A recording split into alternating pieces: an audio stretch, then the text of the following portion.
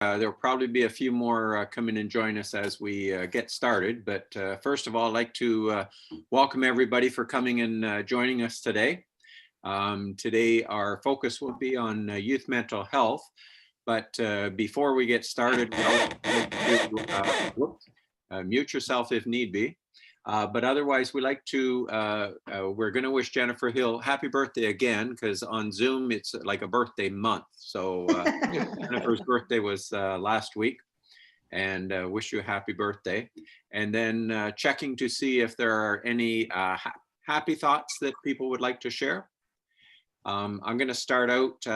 My happy thought is we're heading up to the Chatham-Kent Hospice this afternoon, about 2 o'clock. If anybody wants to join, we're presenting a check in the amount of $1,500 from our Riverview Bingo account. Riverview Bingo continues to send us monies, and currently we're not able to go in and work those bingos, but since they continue to send us money, we're going to continue to give it away. So $1,500 will be going to hospice this afternoon. So again, if anybody wants to join me around 2 o'clock, we'll just get a quick photo. And whoops, one more coming in. And anyone else have a happy thought they would like to share? Are we live? It's Andy. Andy, go ahead. Yeah, well, when you go to hospice, have a good look and see if the Christmas tree's up. There was one that we donate to the hospice every year, and I think they put it up. But just to bring people up to speed, for the first time in 30 years, I am putting up sold out signs on the Christmas on our operation this year. Wow. Sold out. Wow, that's big, Andy. We've just run out, and Andy is doing fine, but about once a year Andy gets cellulitis, so he's busy doctoring that for another couple of weeks. Well, good luck with that. It's probably from being on your feet as many hours as what you've been putting in. It's probably from a little scrape someplace, but we don't know where it is. But oh dear, you take care of yourself. Thanks. Anyone else with a happy note? Yeah, Brett. Barry, go ahead.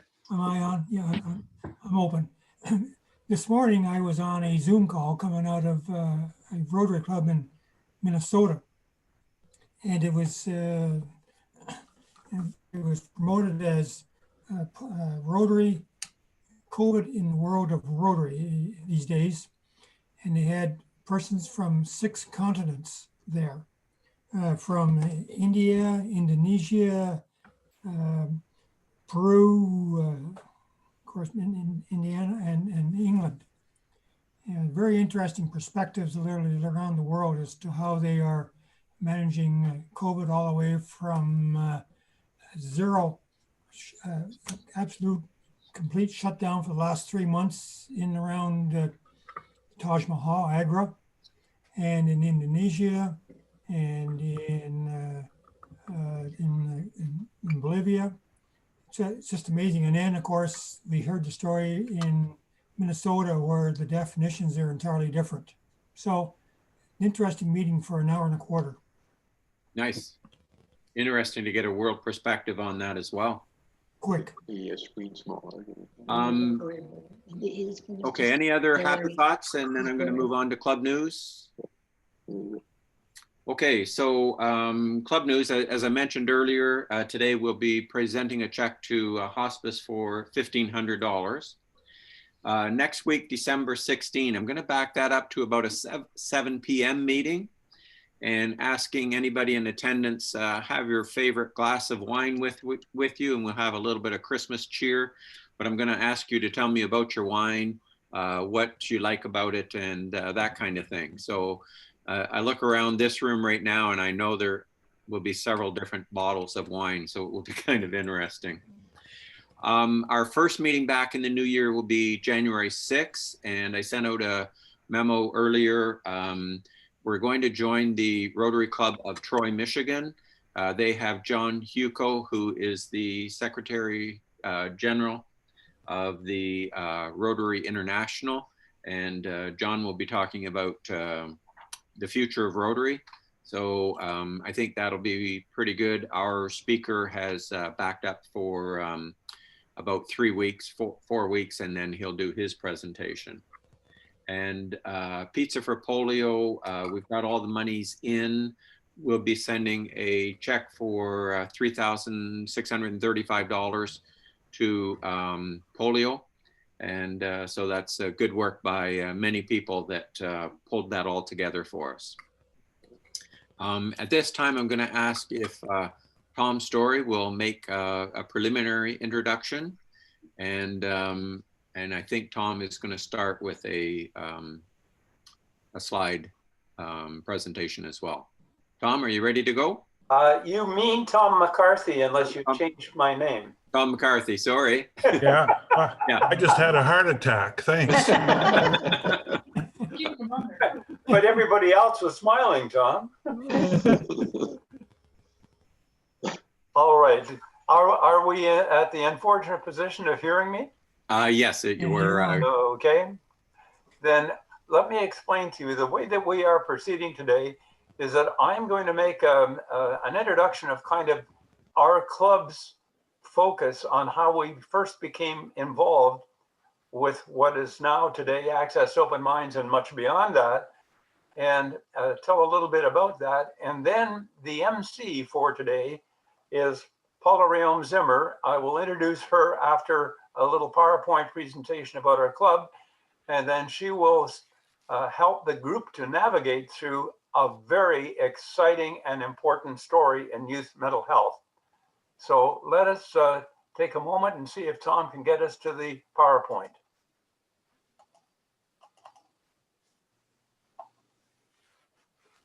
And let me see. It's looking pretty good. Okay, well, let's see if we can also get we just might be lucky enough to get it to change slides. The background of the program, and Tom Story, who is with us today, and myself were among the most heavily involved, was in 2003 when we were, quite frankly, I think, surprised to learn that a family locally had provided a significant bequest, and the only direction to us was that it focused on primary needs for Chatham-Kent youth.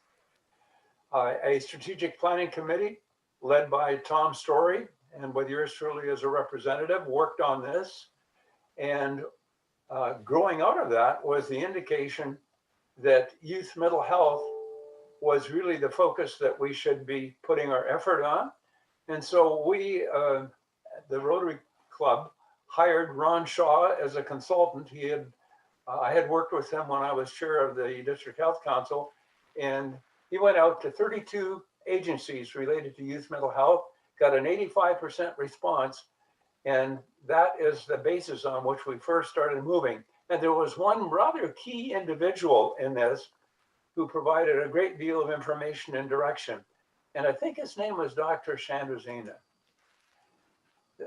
Then when we moved forward, we provided $100,000 to fund the startup of an early psychosis intervention program.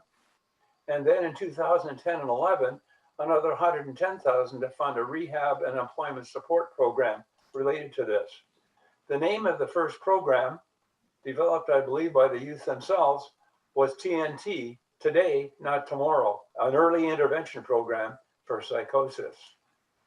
The TNT program has a single point of access, 2 days from referral to assessment, and multiple referral sources from physicians, nurse practitioners, agencies, family, and self. And typically the maximum involvement in the program or stay in the program is 2 to 5 years. So more than treatment though, there's a volunteer program, there's vocational support, peer support, and academic support, a very interesting one that a lot of extra effort went into to help youth participating in it to get back into the academic stream. For over 10 years now, I think this particular slide is more like over 12 years.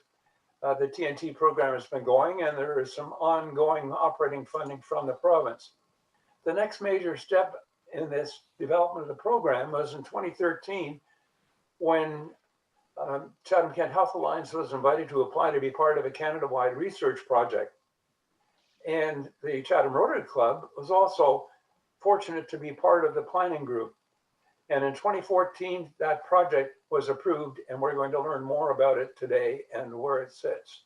And Chatham-Kent was the only site in Ontario selected for this project, which you might have heard of this, Access Open Minds. Yes. The Access Open Minds Network is a pan-Canadian initiative. It shows how youth mental health services can be transformed. And the two sponsors, just to remind ourselves, we had one of the representatives of that group with us a few weeks ago in terms of Ian Boeckh, but the two funding agencies of the project initially is a research project, Canadian Institutes of Health Research, the IHR, and the Graham Boeckh Foundation. Each partner contributed $12.5 million over the 5 years that it has been developing. And Paula Reaume-Zimmer, who you'll hear from in a moment or two, reminded me that we have to remember what access for open minds means, and is adolescent or young adult connections to community-driven, early, strength-based, and stigma-free services. So you will all now have to write a test to give us what access really means. And anybody who doesn't make it will have to purchase something special for Tom McCarthy for Christmas. Now, how has Rotary been involved in all of this? Well, we led the planning committee for the local site.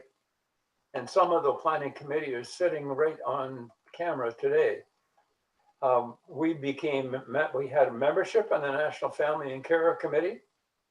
And our Rotary members included people like architect, I think there's one in the audience, municipal planners, yes, there's another one here today, a real estate broker, and a fundraiser. In fact, we have those representatives with us all today. We investigated many potential sites for locating the Chatham-Kent Access Open Minds headquarters.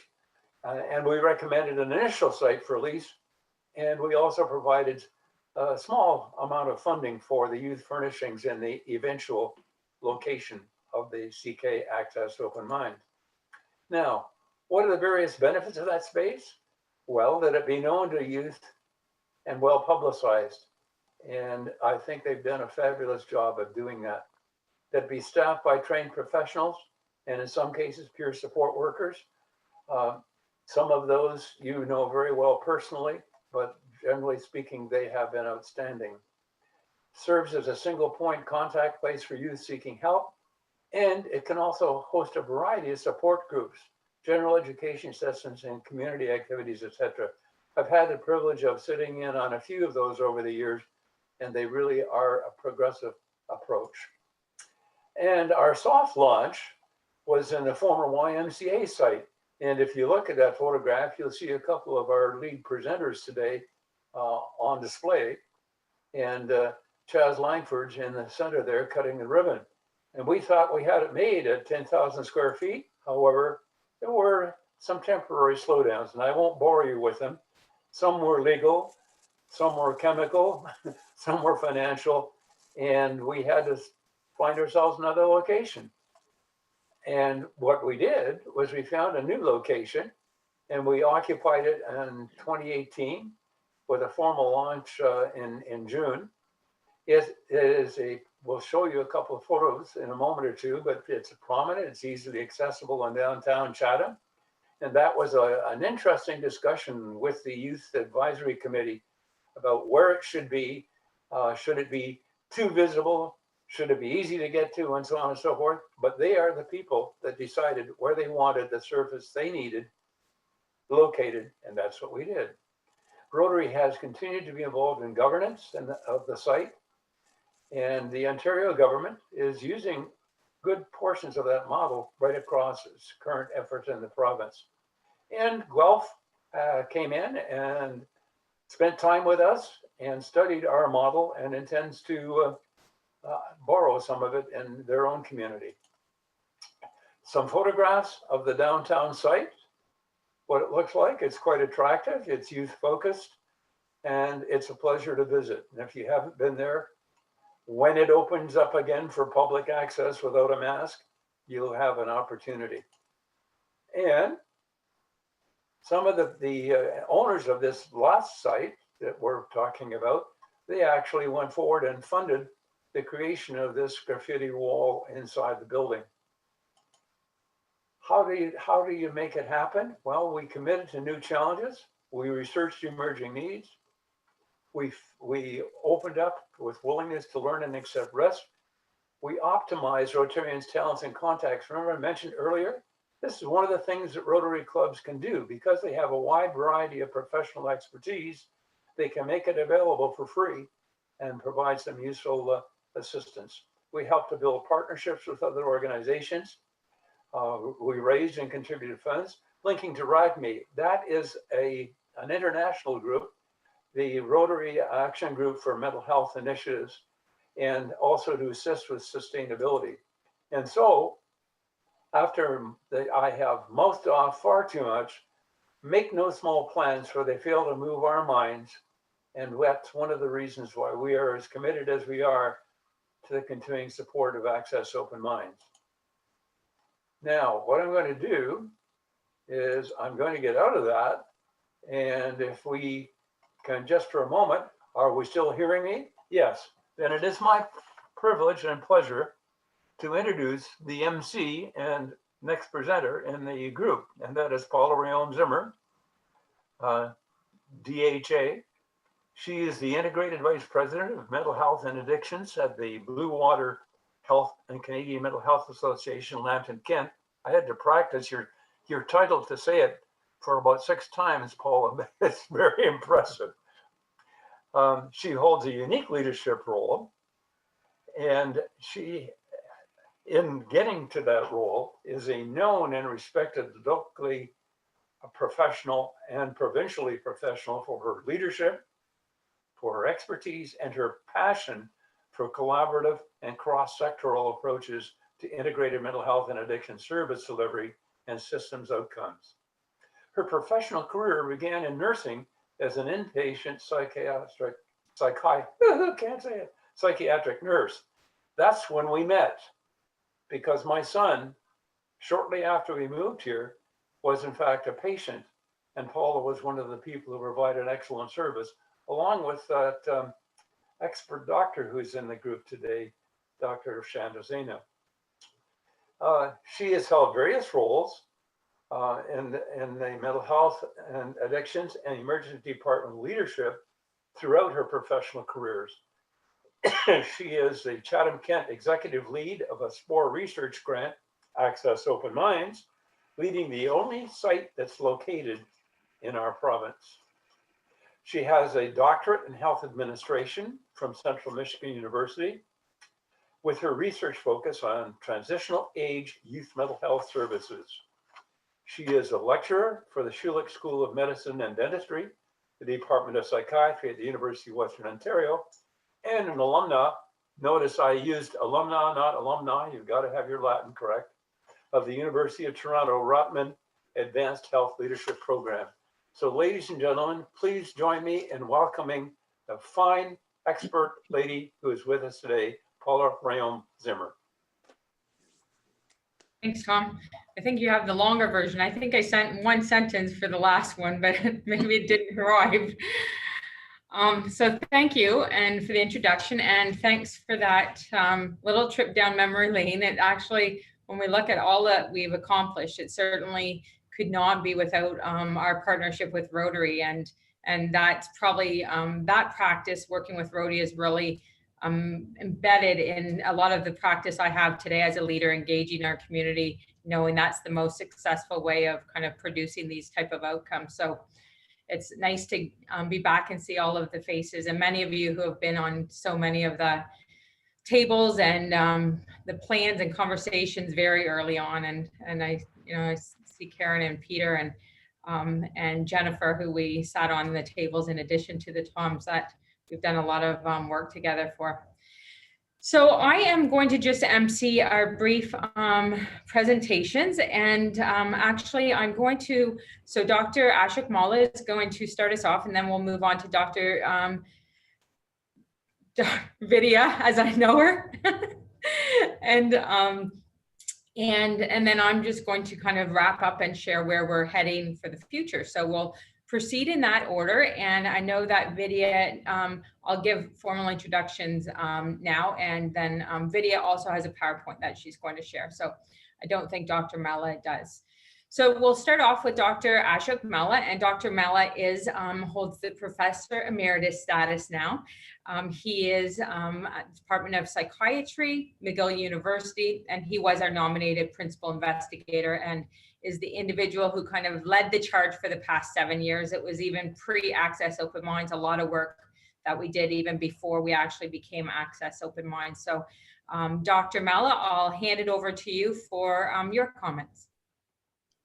Thank you, Paula. Can you hear me? Yes. Yeah, okay, great. Well, it's nice seeing everybody, even though it's at distance, but that's how it is right now. Yeah, I first of all, I want to thank you for inviting me again.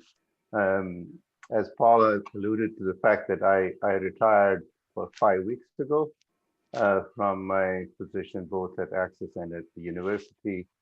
And as I said at the time to people that I may not be there in personally and physically, but I don't think this whole idea of mental health is ever going to leave my head. I want to first of all also congratulate you. I think this really, to me, that's been the highlight. One of the highlights of Access Open Minds is the demonstration of what you have done in Chatham. Basically what you demonstrated is that no matter what we're dealing with, whether it's organizational structure, whether it is creating services, it's all about relationships. And you have really demonstrated how you have built those relationships with researchers, service providers. And at the same time, I think this people should be coming to study your community to see how a community actually pulls itself together, old, young, all ages, from all backgrounds, to create something that was so fundamentally needed. And in today's Toronto Star, you are highlighted. You know, there's an article on youth mental health where Chatham is really the top. It's the beginning of the article, as some of you may have already seen. My association with Chatham actually is very personal and very long. This is where I had my first job. I started after I finished my training, first in England and then at Memorial University. I was offered a position in Ottawa, and for whatever reason, I turned it down, and someone at YWHO, Professor Mirsky, persuaded me to come, and he said, come, but spend 2 or 3 years in Chatham clinically and have your full-time position. It was kind of initially, I thought, God, this is a 100-kilometer drive twice a week. But anyway, I took it. And I mean, it was really the beginning of my career. And at the time, Dick Pierce was the head of the hospital. He kind of adopted me like a son. And I have to say, I've never had that experience since that. I said to him one day, you know, my research grant is running out and I still have more data to collect. And he said, how long do I have to give you? How much do you need? I said, about $10,000. This is 1981. He said, how long do I have to provide you that? I said, oh, you know, maybe a couple of weeks. And he said, what about this afternoon?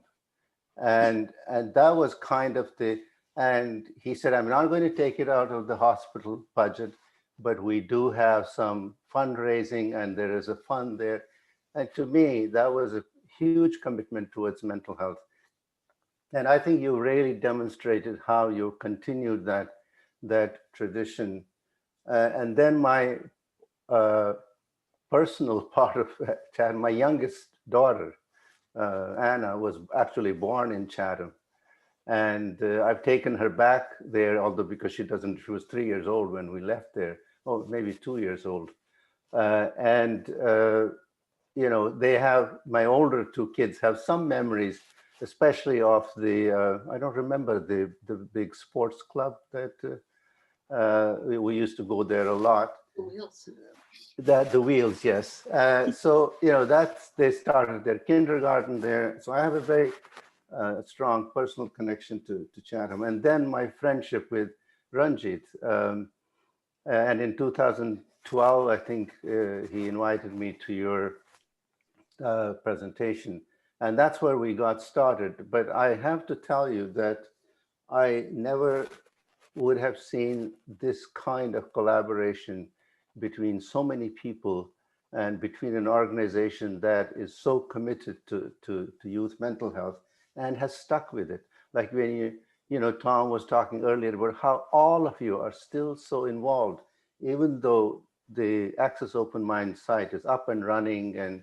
And I urge you to read today's Toronto Star. It really does say wonderful things about what you have done.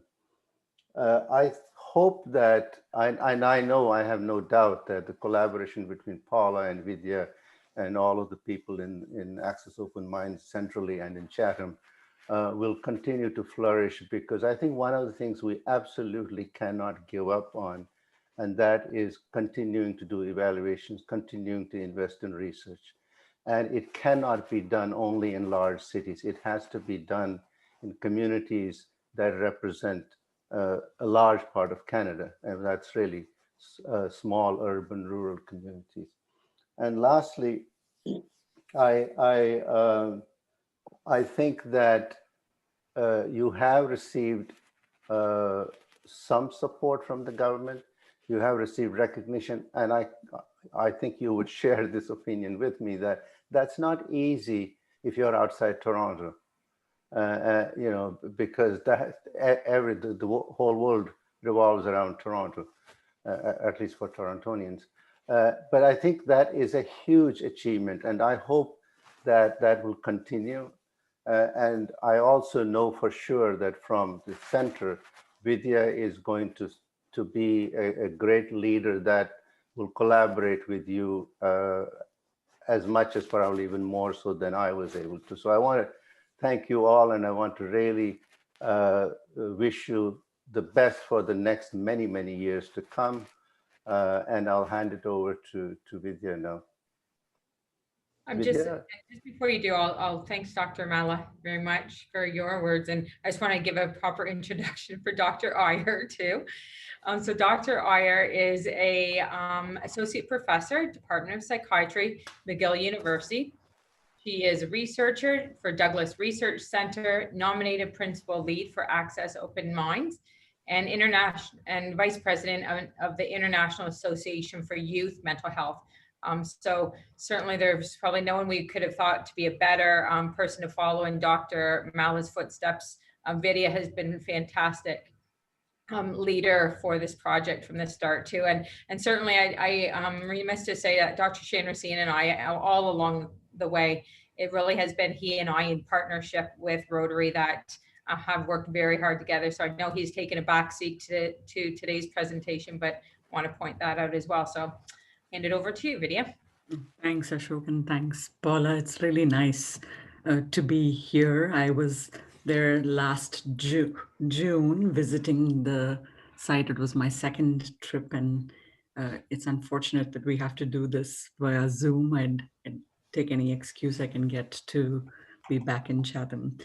I thought that it might be, I won't take too long, but I did have a few slides. I thought it's interesting since the community has been sort of part of this journey since now like almost 7 years or more, that it would be nice to share some very like preliminary impacts and outcomes. We've been looking at it. Paula has seen some of this before. It would be nice to share it. I won't go into great detail, but at least it gives you a taste of the kind of journey and what impacts it's had both in Chatham-Kent, but also in the other sites that have been part of this large project. So I'm going to share, if I am able to, some slides. And 1 second, give me one.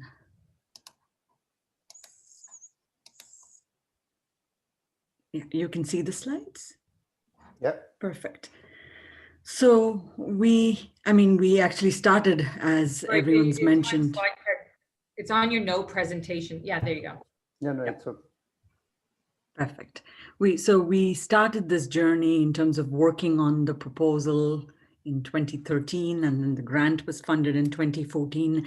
And we've really been doing a lot of work across Canada since 2014. And I mean, I think the two sort of main pieces of things that we've been doing is really building and delivering evidence-informed, youth-friendly mental health services centered around young people's needs. And we think that the model that we have, because we've implemented it in diverse contexts, is scalable nationally, particularly in terms of its principles. The other sort of impressive and a very important thing that we've done is in very real world settings across Canada, we've implemented high quality data systems and conducted research like on outcomes, impacts, processes that have been guided by young people and stakeholders, and tried our best to take knowledge, to share it in real time so that things can be sustained instead of just sort of looking at the impacts at the end, and somewhat like we're doing today. I mean, one of the beauties of the project, and we were mentioning earlier that Chatham is the only site from Ontario. I think one of the really amazing things about this network and the project has been that it's been a real demonstration of the possibility, if you're bold and you can move beyond sort of cultural, geographic, sectoral, systemic. And in this case, for instance, Chatham is a really good example of bringing Rotary, community organization, health, all of these things together to dream big. And as a network, like, so we now are 16 sites across Canada. So we have urban sites, rural sites, remote sites, 6 sites in Indigenous communities across Canada. So clearly, we started with 14, we're now increasing sites, and we also have partnerships with the provincial initiatives that I'm sure Paula will talk to you about in a bit. So just some very, again, this is preliminary data. We're still cleaning up, we're still collecting data at a few sites, Chatham included, but at least it gives you a little bit of sense of what we've been able to achieve and what we still need to work on. So in terms of the first sort of most sort of interesting thing is, if you do open hubs like this, where you involve young people in the design and you make it accessible and you make it well known in the community, do young people come? And who comes? So who's accessing services and how do they present?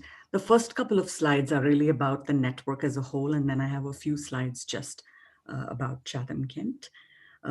So what and I won't go through all the numbers, but I think the main sort of interesting thing is that, and this is data for all 14 sites, what we find is that, yes, young people come, and we also find that young people who might traditionally have been marginalized either because of, not because of their sexual orientation or gender identity, or who were racialized. These are the young people who were traditionally underserved who actually find this a safe space and come in large numbers. So across the network, about 35% of young people who come identify themselves as LGBTQI+.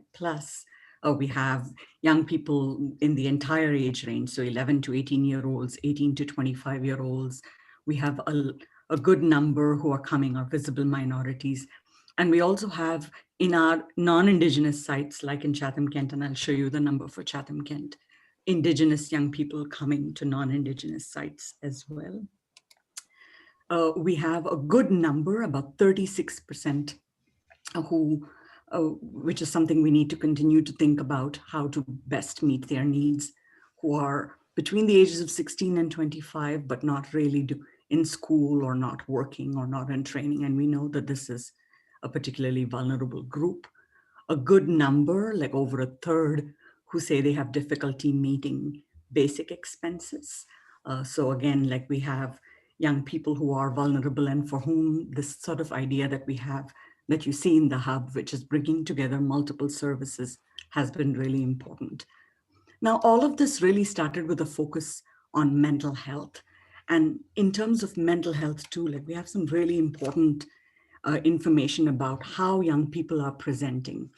So again, I won't go through the numbers, each number, but I just want to highlight a few things.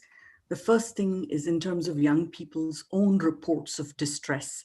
You can see that you have the entire range of distress, but a good over 3/4 really are presenting, telling the access sites through their distress measure that they are in high, moderate to high levels of psychological distress when they come to an access open mind site. This one here is a measure that's done by clinicians, just about the severity of the mental health presentation. And you have about 60% who are presenting with moderate to severe mental health problems. This one's simply looking at how they're doing in terms of family, friends, relationships, and work and school. And what you can see is that about 53% are doing okay, but about 47% have moderate to severe difficulties with social and school and work functioning. And as you would expect, most young people are saying that in general that their health is good or very good, excellent. But with respect to mental health, 66% do say that they have poor to fair mental health, which makes sense given the focus of the hubs. And this is really important, and this is the same case in Chatham-Kent as well, that in the year before they came, 30% of them had suicidal thoughts, with a large number actually being in the 3 months before they show up at the site. And 13% actually have done something, engaged in suicidal behaviors. And this is actually quite similar to the data for Chatham as well. Sorry, I have a bit of a cough. I have lots of data. I mean, part of the beauty of this is you have the ability to look at what happens in each community, but we also have for the network, and I won't be able to show you the slides, but I just wanted to tell you that if you are interested, we'd be happy. In the next year, we are planning to release some of the high-level impacts. But just sort of very globally, what we find is that the first thing we've really improved is accessibility and timeliness. So more than 83.4% of young people are offered an appointment within 3 days of the young person being contacted by the service. So we're really, and this doesn't mean that everyone gets seen right away, in part because sometimes it's not the young person who's directly in contact with the service, but this is a remarkable improvement given challenges in general in Canada, particularly in mental health with wait times. More importantly, 89% of young people are matched with services that they need within 30 days, even those who have serious mental health problems. And we've looked at various ways of looking at outcomes, whether it's the distress levels that young people report, clinicians' ratings of severity, young people's ratings of their self-rated mental health, and clinicians' rating of their functioning. And on all of those, you see the significant improvements in the expected direction. So distress goes down, severity goes down, self-rated mental health improves, and functioning improves over time.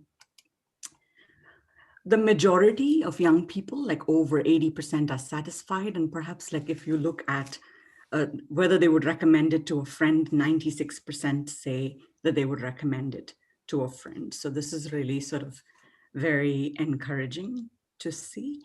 And again, I can go back to any of these. I just wanted to make sure we have time to talk about some of the Chatham data. So in Chatham-Kent, since 2016, so this should actually be now, this is slightly dated, we have 1,551 young people who have received mental health services. And initially when we started the project, we had calculated a little target based on what you would expect given the population. And clearly Chatham's well surpassed that target, which is really, really, which means that if we've done well in terms of making sure that young people feel safe to come in.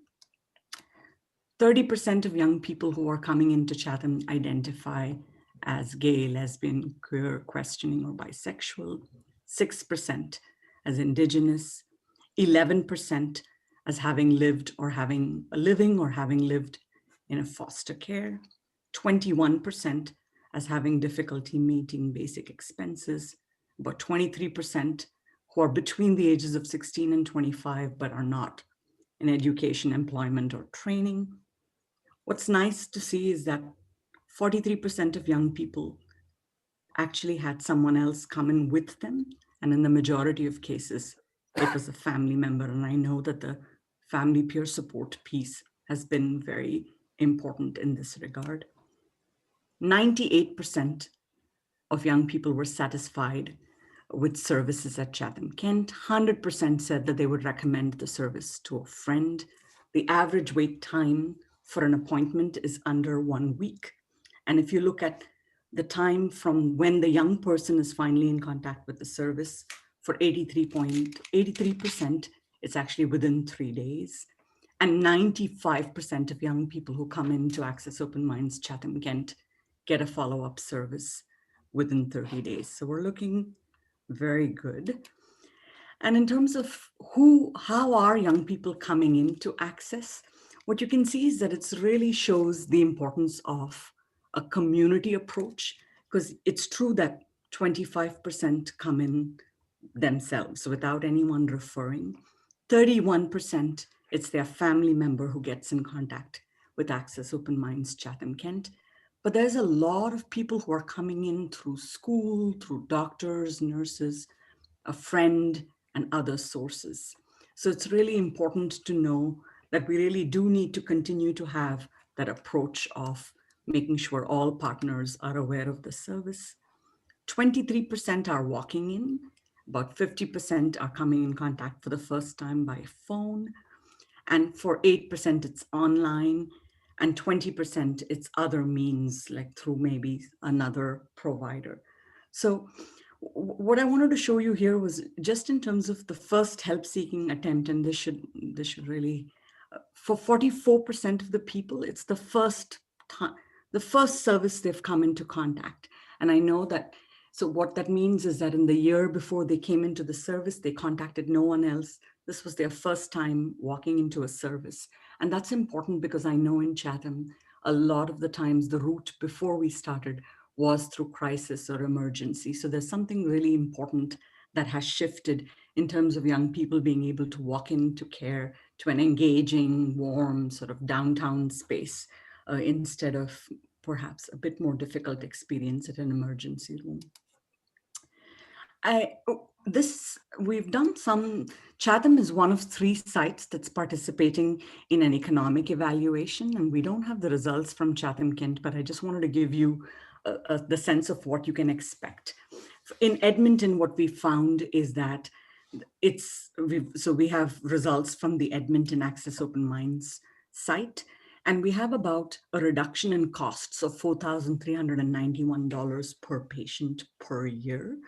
And in sort of ROI or return on investment, what that really means is that for every dollar that we've invested in the Access Open Minds intervention, you would have a return of about $10 in terms of service costs avoided. And the more important thing is that what you're really finding is that you're actually having this reduction with an increase in community mental health clinic visits, but it's primarily associated with a decrease in hospitalizations and emergency room visits and specialist visits. So this is exactly what we're trying to do also in Chatham-Kent. So the result, we'll hopefully have the results next. I'm hoping that it'll be by the end of next year. But the idea in Chatham-Kent is really to look at, if you shift care from crisis and emergency to community, proactive and early intervention, do you actually end up increasing costs, or do you actually end up, even though you would have an upfront increase in investment and costs, do you end up actually saving costs because you do have a difference? You don't have any more individuals using more expensive or costly crisis and emergency services. So in this case, we will be looking at both Chatham-Kent and Sarnia, and we look at data from before access and after access to compare the outcomes after based on what services were provided and how much it cost. I mean, I just wanted to end with like, I mean, I'm sure we'll have, and Paula will probably say a lot more about the opportunities. But for me, it's been really an incredible journey, and it's been an incredible partnership with the Access Open Minds Chatham-Kent. And I actually genuinely believe that Access Open Minds Chatham-Kent can continue to play a key role in the Canadian movement to change the cultures of mental health care for young people and to broaden the scope and value of research and data systems in youth mental health. And moving sort of beyond, because we were initially funded as a project, we certainly intend to remain as a platform and as a family and as a network. And with Chatham-Kent, I think the hope would be that we can find a way to consolidate strengths, remain in the Access Open Minds family while transitioning and coexisting with the Youth Wellness Hub's Ontario initiative. Disseminating impacts is something we can really look forward to. I gave you a little taste of it. There's a lot more there. And I think that there's also a lot more that we can do in terms of innovation and scale up. Just this year, for instance, because of COVID, like 95% of the interventions in Chatham-Kent have actually been delivered virtually. And this was an area of which we hadn't explored to that extent pre-COVID, but you could imagine the scale up and innovation in that sort of space in the future. I'm going to stop here and let you take over, Paula. Hopefully that was, you know, it's nice to see some numbers sometimes to see what all of the efforts have resulted in. Thanks, Vidya. I agree. It's certainly for all of us who have been inputting data and our teams who have been working feverishly for that, it is nice to see some early results shared. I think, Brett, you're going to bring up my slides. I only have a few. And really what I want to explain is how for the past 5 years, we've been extremely embedded in the Access Open Minds initiative. And through that process, we really have been holding on with bated breath on what's next after research and what is going to kind of be the piece that sustains the Access Open Minds program so that it carries on post research. So fortunately, Vidya and Ashok and actually Access Open Minds have been working very close with the partners throughout Canada and had a significant influence in the province of Ontario and have worked very closely with the lady in this slide on the bottom right-hand corner, Dr. Joanna Henderson. And Joanna is from CAMH, Center of Addictions and Mental Health in Toronto. And Joanna is, I guess I would probably describe her as Vidya's peer, but on a provincial level. Essentially, Vidya is spearheading, or Joanna is spearheading the province. So the Ministry of Health of Ontario's commitment to Youth Mental Hub Ontario. So the fantastic news is that just less than a month ago, the Ministry of Health did announce a commitment of $5.8 million for the existing 10 hubs that have started off in Ontario. And fortunately, the Chatham-Kent site was actually grandfathered in, and we didn't have to even submit a proposal because we were already recognized as a successful site through the Access Open Minds model. So we were one of 4. Oops.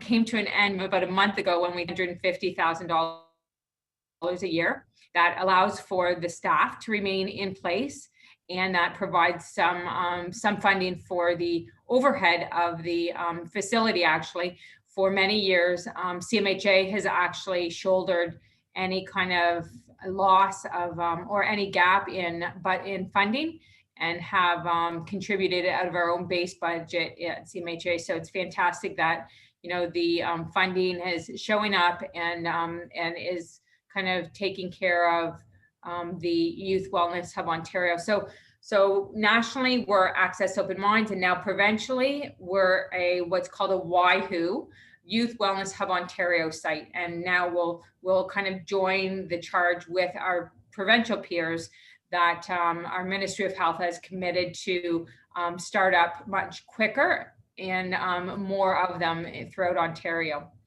So next slide. And we can skip this one too, thanks. Okay, so very similar to what Vidya had already described, the YWHO site is very much in line with what Access Open Minds has been leading. And she, like, as I said, she and the Access Open Minds team and YWHO have presented at many conferences, provincially, internationally, and are on the same page. And it really is nice to see so much alignment versus any sense of competition, or we're changing the page because we've signed up with a new leader, but the consistency and the model is very much the same. So the early intervention, we have walk-in services, making sure that we are measuring our interventions so that we know when we're on the right track and when we're not, and when we have to course correct. Next slide.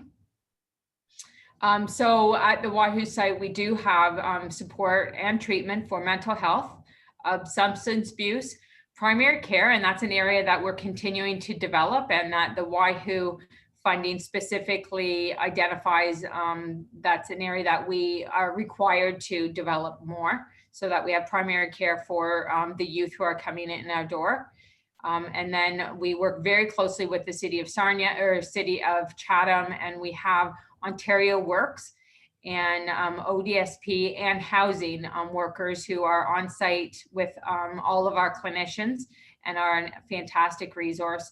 And then certainly the important part of the model is the peer navigation and family navigation as well. So these are the sites that are now recognized in the Ontario model. So it's, I think that we can be proud to see that Chatham-Kent is really has represented this sector very well. And I wouldn't be exaggerating to say we've almost lost track of how many sites we've hosted, either by tour or facilitated meetings.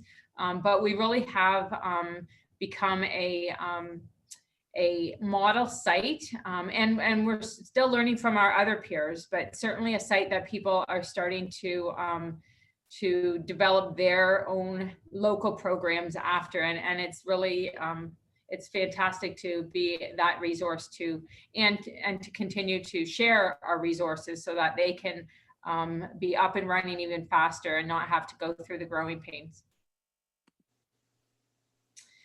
So the core components, again, very much the same as Access Open Minds. So, we're using the same playbook, and everyone is just continuing to build on what we already know. And the team at Access Open Minds is really very encouraged by that. They see alignment often in our mental health, or in our health sector.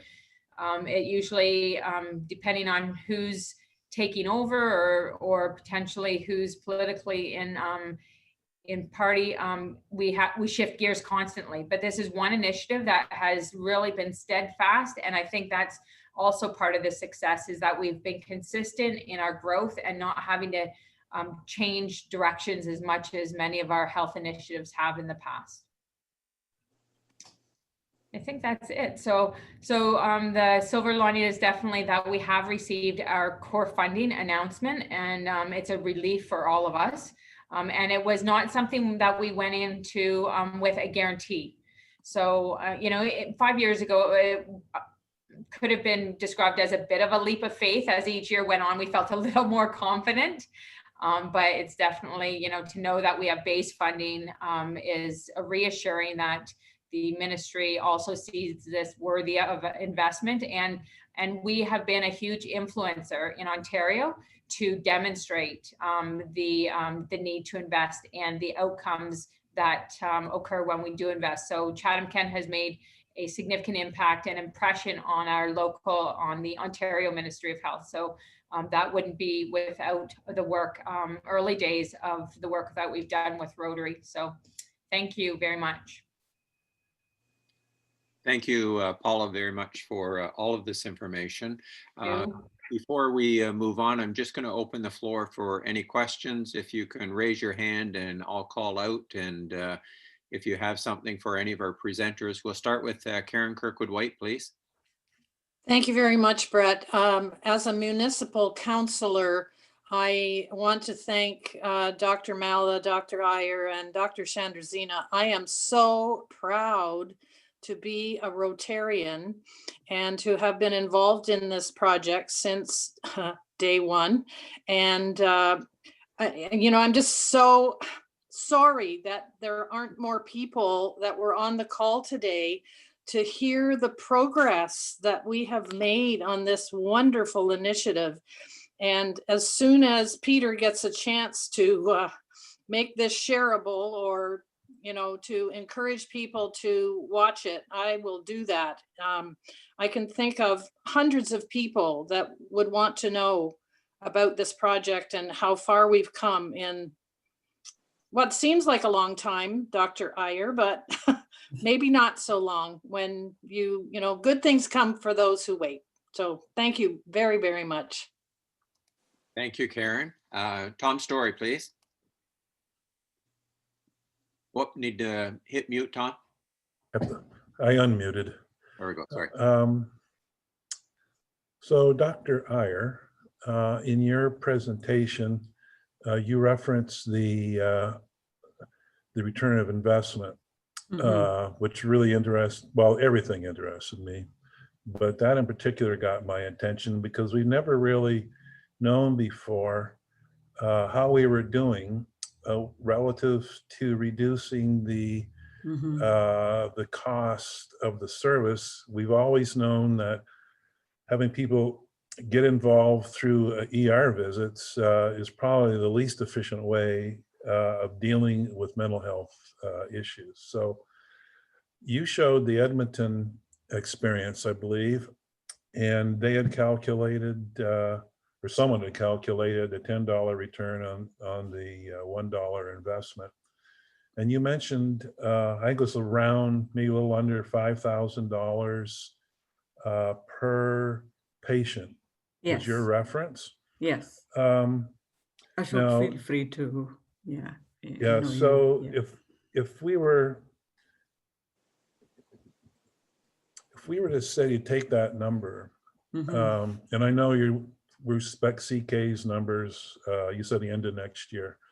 But if in the meantime we can say, well, if we could apply the numbers that have shown up in Edmonton to the Chatham-Kent experience, could we take that 5,000 and multiply it by the 1,500, I think, or the number of patients, I'll call them, or users, consumers? Would that be the appropriate way of using those numbers?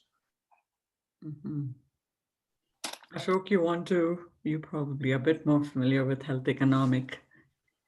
So this was actually analysis done by the Institute of Health Economics in Alberta, but I wondered what go for it, Ashok. No, I was just going to say the overall figures are calculated in a way that doesn't end up being a simple arithmetic that you would multiply it by the number of people, because I'm not a health economist, but I worked with one very good one. I think it's a matter of really, at the end, the figure that's most important is that every new project, every new service costs money. And what the politicians need to know is that $1 that you put in there, you're actually going to get $10 in return, which is very rare with health services.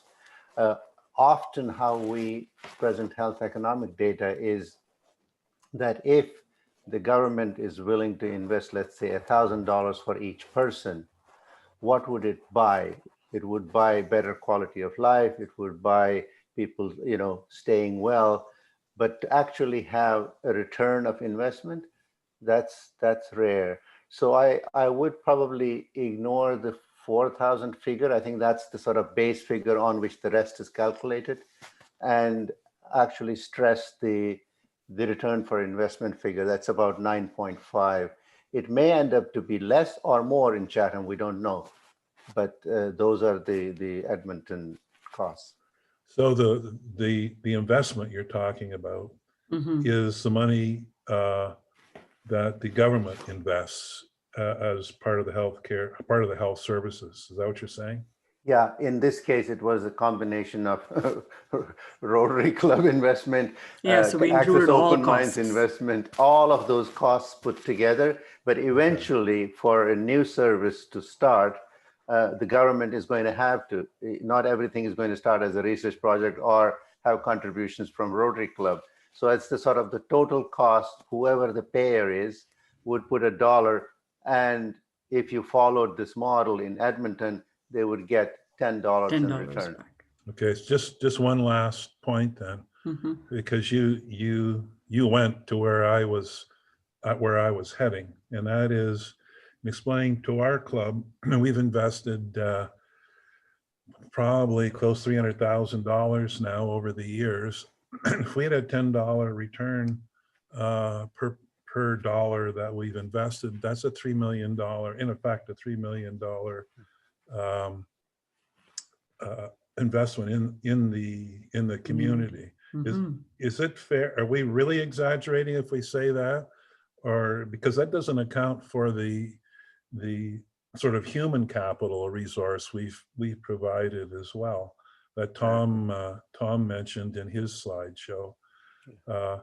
But just from the point of view of being promoting within our club or within other organizations that may wish to donate, we can say, look, this has been, besides being a success, most importantly, as to the benefit to the youth being served, it's also saved or provided an investment of millions of dollars to the community. So yeah, I think the real, well, first of all, the costs associated with your time, and this is the problem that philanthropic inputs never get costed, and yet if you listen to some real management gurus such as Henry Mintzberg, he would say that that is the third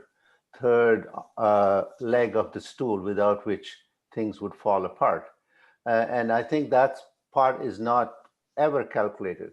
However, if you really wanted to capture that $3 million, you would have to, the government would have to actually say, okay, we had 12 beds before, we only need 10 actually. And those 2 beds would have cost $5,000. We're going to put it back into the youth mental health, because into this Access Open Minds, because keep in mind, the capacity is only so much, whereas the demand is going to continue increasing.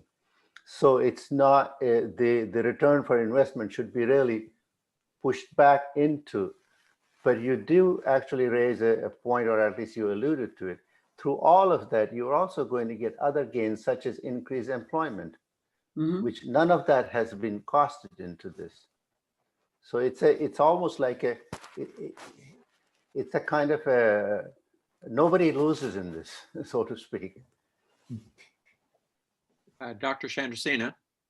Yes. So, but if you can hear me, I just want to add some interesting caveat to this journey. It takes me back 10 years ago when I was going to work, listening to the CBC that said that Windsor got $1 million from a pharmaceutical company and from the ministry to start a first episode program for the region.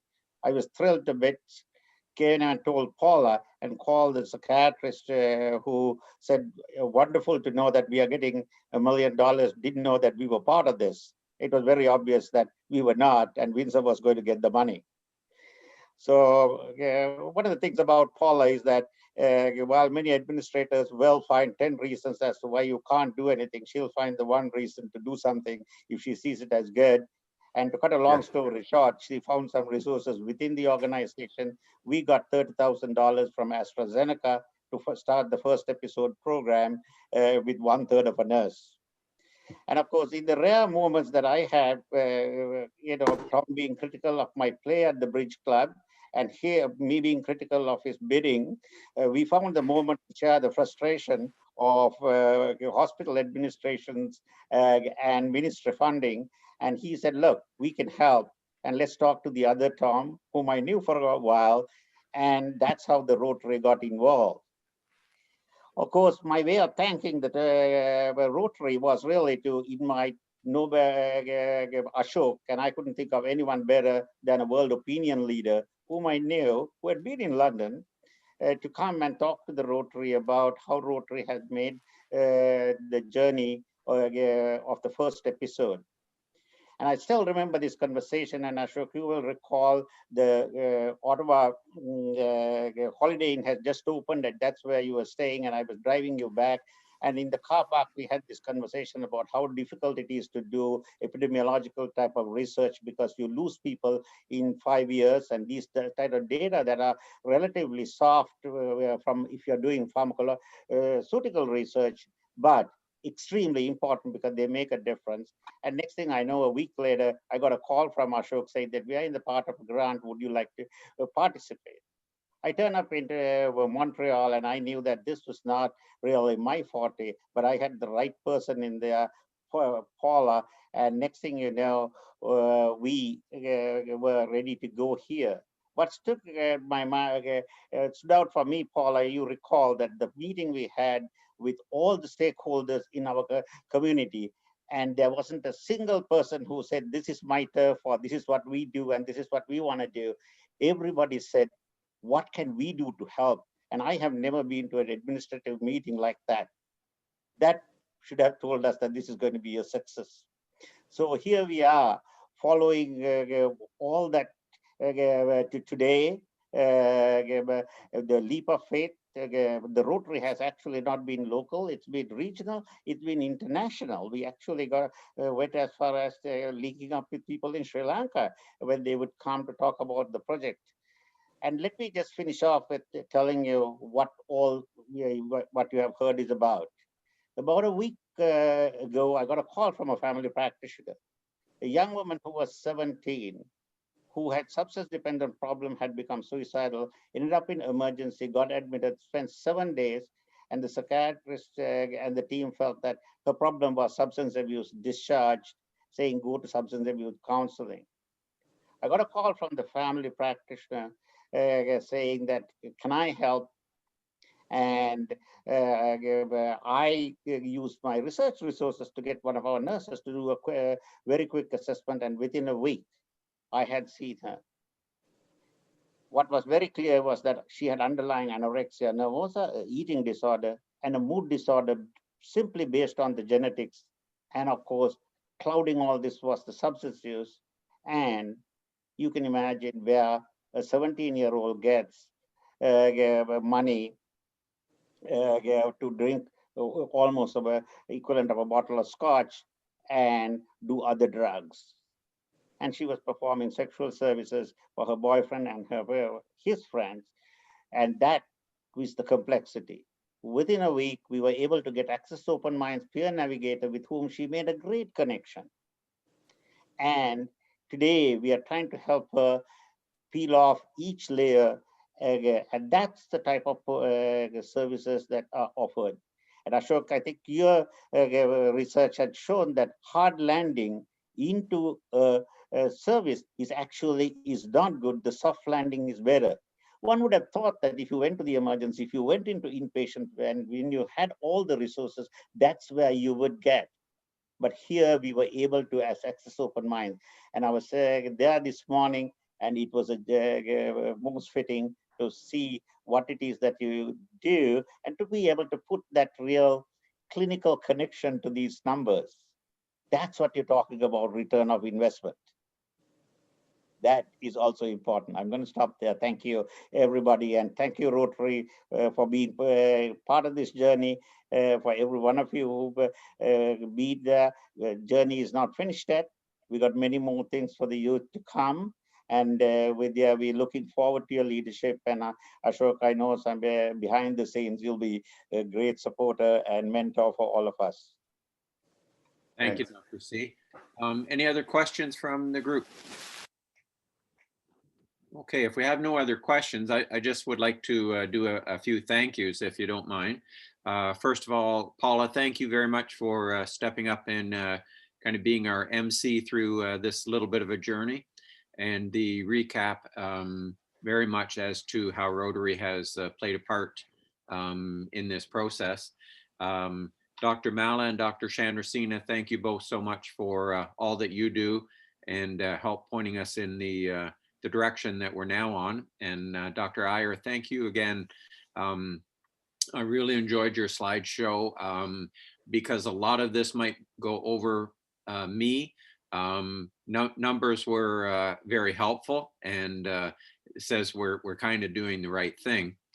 And I need to as well thank our Toms. So we'll just call them Tom squared at the moment. These two gentlemen pushed us in the right direction long time ago. I've been a member of the club about 10 years, and this was well on its way prior to that. So with them, as well as several other members from our club, it's very much appreciated that the Rotary Club of Chatham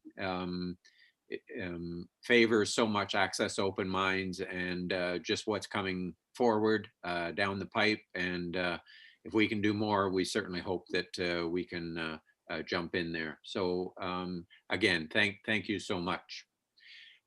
So just a couple of reminders. Any of the members that would like to meet me up at hospice in about half an hour, we're just going to do a quick photo op and hand over that check. Next week about 7 o'clock, have your favorite wine with you, and anybody else is welcome as well. And we'll just do our own little virtual wine tasting, something prior to the holidays and before we break off. Our bingo will continue to roll right through the holidays, so we appreciate all of those that help out with that. And for the good of Rotary, I will ask Julia if you will play us our tune, please.